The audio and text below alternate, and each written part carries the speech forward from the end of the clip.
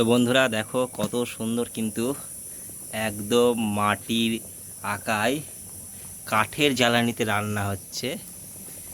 এই হচ্ছে গ্রাম বাংলার সৌন্দর্য।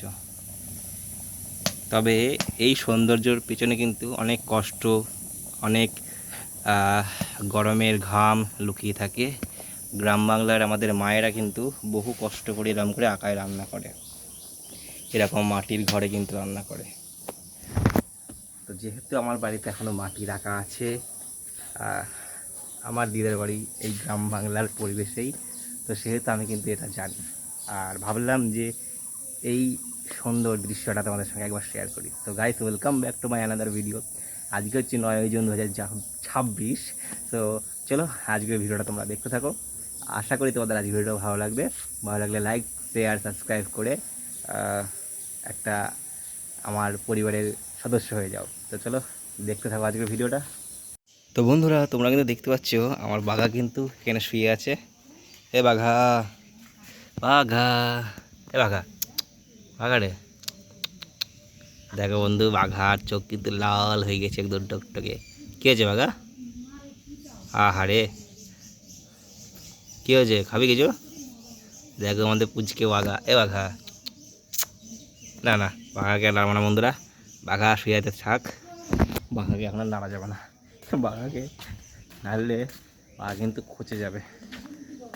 আজকে কিন্তু বাড়িতে ঘুরতে ঘুরতে হাঁটতে হাঁটতে কিন্তু নদীর ধার দিয়ে একটা সুন্দর জায়গাতে এসেছি। জায়গাটা হচ্ছে জঙ্গলের মাঝে কিন্তু স্বয়ং বজরংবলীর একটা মন্দির, একদম ঘিরাটোপের জঙ্গলের মাঝে। খুব সুন্দর জায়গাটা কিন্তু। তো তোমাদেরকে কিন্তু আজকে এই জঙ্গলের প্রকৃতির সৌন্দর্যের মাঝে এই মন্দিরটাকে একটু ঘুরে দেখাবো। তো দেখতে পাচ্ছ কিন্তু বন্ধুরা, এখানে কিন্তু চারদিকে গভীর জঙ্গল একদম। আর আমার সঙ্গী বলতে কিন্তু আমার 2 বন্ধু আছে। আর তাছাড়া কিন্তু চারপাশে গভীর জঙ্গল, আর এই গভীর জঙ্গলের মাঝে কিন্তু স্বয়ং বজরংবলীর মন্দির দেখতে পাচ্ছ। একদম পুরো সুন্দর লাল মূর্তি দিয়ে বজরংবলীর মন্দির। মন্দিরটাও কিন্তু সম্পূর্ণ লাল। এখানকার মানুষ কিন্তু এখানে নিয়মিত আসে। তবে রাত্রে কিন্তু এই জায়গাটা হয়ে যায় প্রচণ্ড ভয়ঙ্কর। আমাদের বাড়ির পাশ থেকেই কিন্তু নদীর ধার দিয়ে হাঁটতে হাঁটতে আসলে কিন্তু এই জায়গাটা চোখে পড়ে। মাঝে মাঝে আসি, তবে শরীর খারাপ ছিল, প্রায় 3 মাস জায়গাটাতে আসা হয়নি। তবে কিন্তু আজকে আমার বন্ধুর জন্য আসা হলো, কারণ ও অনেক কদিন পর আমার শরীর খারাপ বলে দেখতে এসেছিলো। তো সেই কারণে কিন্তু এখানে আসা হলো এবং বজরংবলীর দর্শন হলো। তো আমরা কিন্তু এই জঙ্গলের মধ্যে দিয়েই আবার তোমাদের একটু আরেকটা জায়গায় নিয়ে যাবো, ঠিক আছে? আজকে যেহেতু বেরিয়েছি, তো আমাদের সেই জায়গাটা একটু দেখিয়ে নিই, চলো। তো দেখতে পাচ্ছ নদীর ধার দিয়ে কিন্তু আমি আস্তে আস্তে একটা পুরনো বাড়ি তোমাদের দেখাতে বলে আসলাম। তো এই হচ্ছে সেই প্রাচীন অতি পুরনো ব্রিটিশ আমলের কালীবাবুর বাড়ি। তো এখানে ব্রিটিশদের একজন এমপ্লয় থাকতেন, তিনি এটা তৈরি করেছিলেন। দেখতে পাচ্ছি দুপাশে কিন্তু রানী ভিক্টোরিয়ার মূর্তি আছে, এপাশেও আছে এপাশেও আছে। তো আজকে কিন্তু আমাদের পাশের গ্রামেই এটা আছে বলে আমি ভাবলাম যে ঘুরতে ঘুরতে গ্রামের পরিবেশ যখন দেখাচ্ছি, তখন এই বাড়িটাও একবার তোমাদের দেখিয়ে নিই। প্রাচীন একদম লাল রং দিয়ে রঙিন করা হয় এই বাড়ি।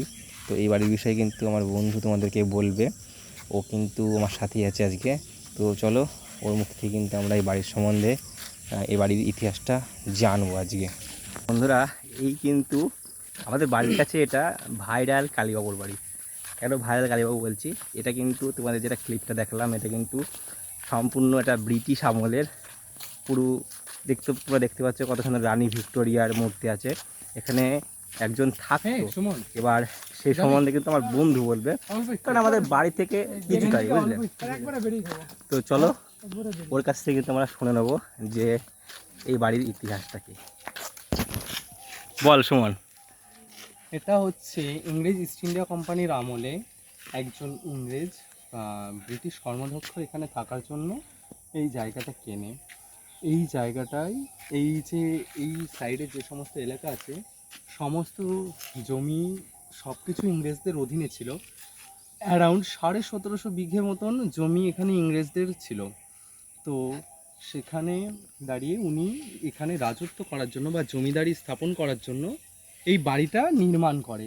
পরবর্তীকালে এখানে বসবাস করার জন্য এখানকার একজন লোকাল উচ্চপদস্থ ব্যক্তি এবং জমিদার বংশের একজন ব্যক্তি কালীচরণ মুখোপাধ্যায়, যে কালীবাবু নামে পরিচিত, তিনি এই বাড়িটি ইংরেজ যে আপনাদের এমপ্লয় ছিল তার থেকে এই বাড়িটা কিনে নেয় এবং এখনও তাদের বংশধররা এই বাড়িতে বাস করে। এই বাড়িটি এইরকম ভাঙাচোরা জীর্ণ সিক্ত অবস্থায় থাকলেও এখানে কিন্তু মানুষজন বাস করে।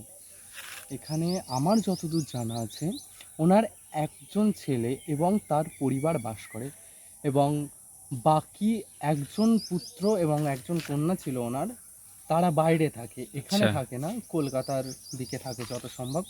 কিন্তু এখনও এই বাড়িটাতে লোকজন বাস করে এবং এই যে বাড়িটার নির্মাণ শৈলী সেটা আপনারা দেখলেন, এই নির্মাণ শৈলীটা সবথেকে বিশেষত ব্যাপার হচ্ছে এই পাথরগুলো, মানে এটা আপনারা দেখে অনেকে মনে করতে পারেন এগুলো নর্মাল সাধারণভাবে তৈরি করা, কিন্তু না, এই বাড়িটা তৈরি হচ্ছে চুনা পাথর এবং ইট দিয়ে।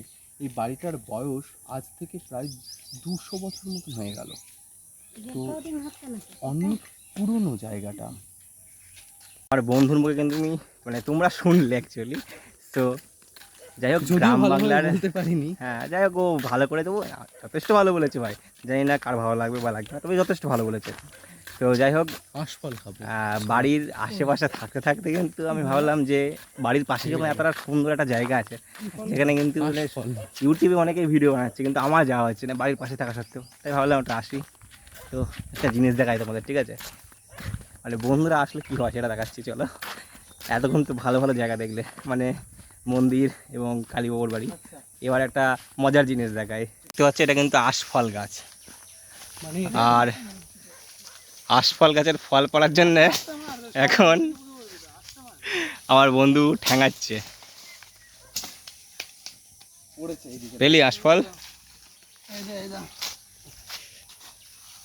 এই দেখো, এই হচ্ছে আশফল। এটা পাকেনি যদিও এখনো, এটা পুরো লিচির মতন খেতে হয়। পাশে কিন্তু লিচি গাছও আছে, এটা জাম গাছ, সরি লিচি গাছ বলছি আমি আবার।